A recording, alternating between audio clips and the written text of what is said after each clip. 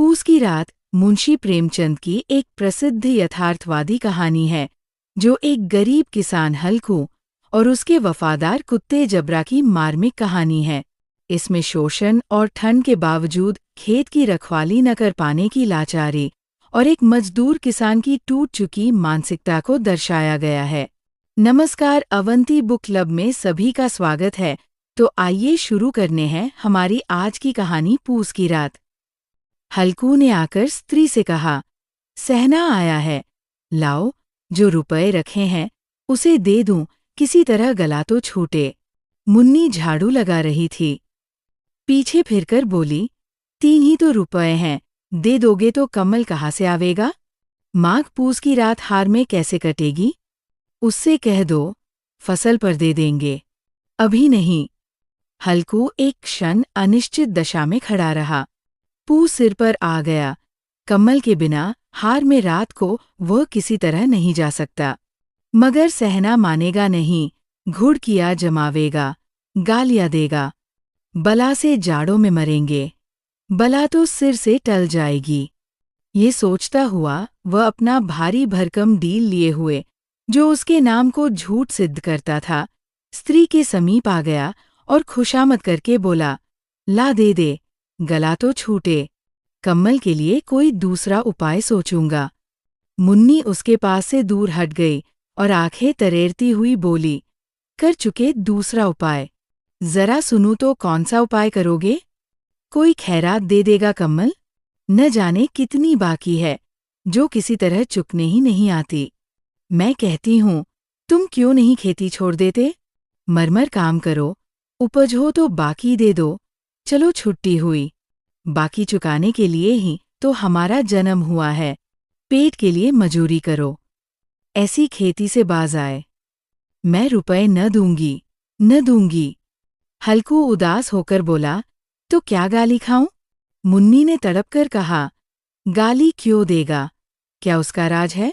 मगर यह कहने के साथ ही उसकी तनी हुई भौहें ढीली पड़ गईं। हल्कू के उस वाक्य में जो कठोर सत्य था, वह मानो एक भीषण जंतु की भांति उसे घूर रहा था। उसने जाकर आले पर से रुपए निकाले और लाकर हल्कू के हाथ पर रख दिए। फिर बोली, तुम छोड़ दो अब की से खेती। मजूरी में सुख से एक रोटी तो खाने को मिलेगी, किसी की धौंस तो न रहेगी। अच्छी खेती है, मजूरी करके लाओ, वह भी उसी में झोंक दो, उस पर धौंस। हल्कू ने रुपए लिए और इस तरह बाहर चला मानो अपना हृदय निकाल कर देने जा रहा हो। उसने मजूरी से एक एक पैसा काटक पटकर 3 रुपए कमल के लिए जमा किए थे। वो आज निकले जा रहे थे। एक एक पग के साथ उसका मस्तक अपनी दीनता के भार से दबा जा रहा था। पूस की अंधेरी रात। आकाश पर तारे भी ठिठुरते हुए मालूम होते थे। हल्कू अपने खेत के किनारे ऊख के पतों की एक छतरी के नीचे बांस के खटोले पर अपनी पुरानी गाढ़े की चादर ओढ़े पड़ा काँप रहा था। खाट के नीचे उसका संगी कुत्ता जबरा पेट में मुंह डाले सर्दी से कूंकू कर रहा था। 2 में से एक को भी नींद न आती थी। हल्कू ने घुटनियों को गर्दन में चिपकाते हुए कहा, क्यों जबरा, जाड़ा लगता है? कहता तो था, घर में पुआल पर लेट रहा, तो यहाँ क्या लेने आए थे? अब खाओ ठंड, मैं क्या करूं? जानते थे मैं यहाँ हलवा पूरी खाने आ रहा हूँ। दौड़े दौड़े आगे आगे चले आए। अब रो नानी के नाम को।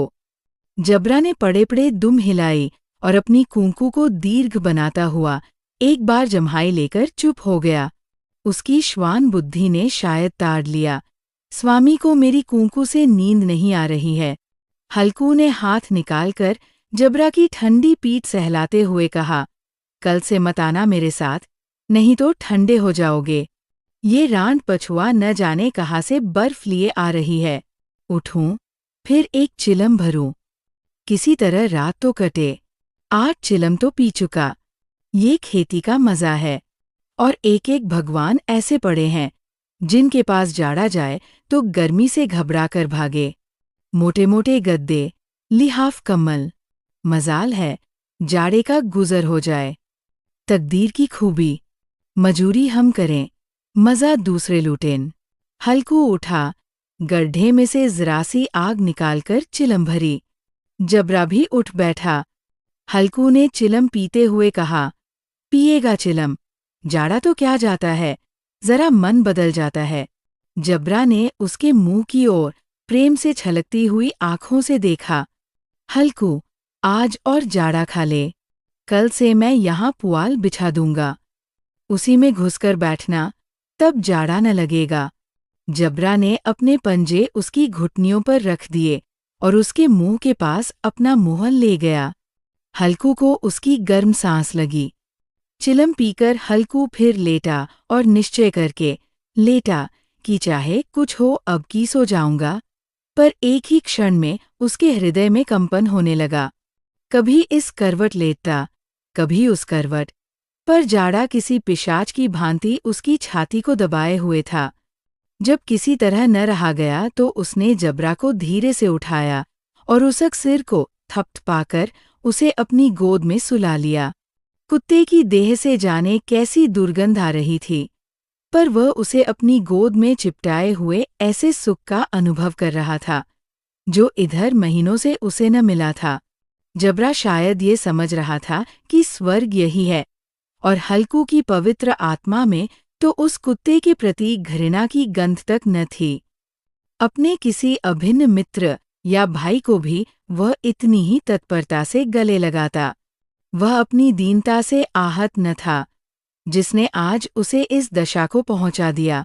नहीं, इस अनोखी मैत्री ने जैसे उसकी आत्मा के सब द्वार खोल दिए थे और उनका एक एक अणु प्रकाश से चमक रहा था। सहसा जबरा ने किसी जानवर की आहट पाई। इस विशेष आत्मीयता ने उसमें एक नई स्फूर्ति पैदा कर दी थी, जो हवा के ठंडे झोंकों को तुच्छ समझती थी। वह झपटकर उठा और छपरी से बाहर आकर भूखने लगा। हल्कू ने उसे कई बार चुमकार कर बुलाया, पर वह उसके पास न आया। हार में चारों तरफ दौड़ दौड़कर भूखता रहा। एक क्षण के लिए आ भी जाता तो तुरंत ही फिर दौड़ता। कर्तव्य उसके हृदय में अरमान की भांति ही उछल रहा था। 1 घंटा और गुजर गया। रात ने शीत को हवा से धधकाना शुरू किया। हल्कू उठ बैठा और दोनों घुटनों को छाती से मिलाकर सिर को उसमें छिपा लिया। फिर भी ठंड कम न हुई। ऐसा जान पड़ता था सारा रक्त जम गया है, धमनियों में रक्त की जगह हिम बह रहा है। उसने झुककर आकाश की ओर देखा। अभी कितनी रात बाकी है। सप्तर्षि अभी आकाश में आधे भी नहीं चढ़े। ऊपर आ जाएंगे तब कहीं सबेरा होगा। अभी पहर से ऊपर रात है। हल्कू के खेत से कोई एक गोली के टप्पे पर आमों का एक बाग था। पतझड़ शुरू हो गई थी। बाग में पत्तियों को ढेर लगा हुआ था। हल्कू ने सोचा, चलकर पत्तियां बटोरूं और उन्हें जलाकर खूब तापूं।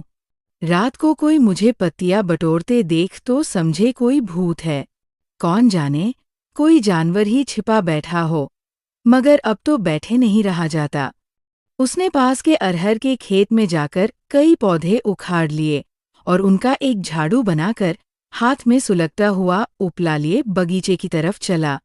जबरा ने उसे आते देखा तो पास आया और दुम हिलाने लगा। हल्कू ने कहा, अब तो नहीं रहा जाता जबरू, चलो बगीचे में पत्तियां बटोरकर तापें। टांठे हो जाएंगे तो फिर आकर सोएंगे। अभी तो बहुत रात है। जबरा ने कूंकू करके सहमति प्रकट की और आगे आगे बगीचे की ओर चला। बगीचे में खूब अंधेरा छाया हुआ था और अंधकार में निर्दय पवन पत्तियों को कुचलता हुआ चला जाता था। वृक्षों से ओस की बूंदें टप टप नीचे टपक रही थी। एकाएक एक झोंका मेहंदी के फूलों की खुशबू लिए हुए आया। हल्कू ने कहा, कैसी अच्छी महक आई जबरू, तुम्हारी नाक में भी तो सुगंध आ रही है। जबरा को कहीं जमीन पर एक हड्डी पड़ी मिल गई थी। उसे चिंचोड़ रहा था। हल्कू ने आग जमीन पर रख दी और पत्तियां बटोरने लगा। जरा देर में पत्तियों का ढेर लग गया। हाथ ठिठुरे जाते थे, नंगे पांव गले जाते थे, और वह पत्तियों का पहाड़ खड़ा कर रहा था। इसी अलाव में वह ठंड को जलाकर भस्म कर देगा। थोड़ी देर में अलाव जल उठा। उसकी लौ ऊपर वाले वृक्ष की पत्तियों को छू छू कर भागने लगी। उस अस्थिर प्रकाश में बगीचे के विशाल वृक्ष ऐसे मालूम होते थे मानो उस अथाह अंधकार को अपने सिरों पर संभाले हुए हों। अंधकार के उस अनंत सागर में यह प्रकाश एक नौका के समान हिलता, मचलता हुआ जान पड़ता था। हल्कू अलाव के सामने बैठा आग ताप रहा था। एक क्षण में उसने दोहर उताकर बगल में दबा ली।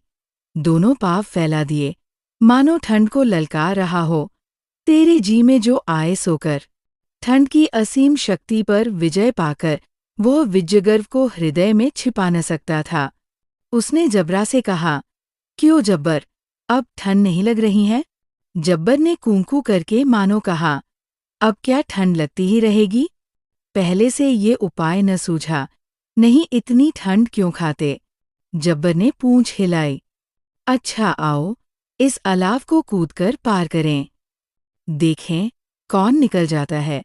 अगर जल गए बच्चा तो मैं दवा न करूंगा। जब्बर ने उस अग्निराशि की ओर कातर नेत्रों से देखा। मुन्नी से कल न कह देना, नहीं तो लड़ाई करेगी। ये कहता हुआ वो उछला और उस अलाव के ऊपर से साफ निकल गया। पैरों में जरा लपट लगी, पर वो कोई बात न थी।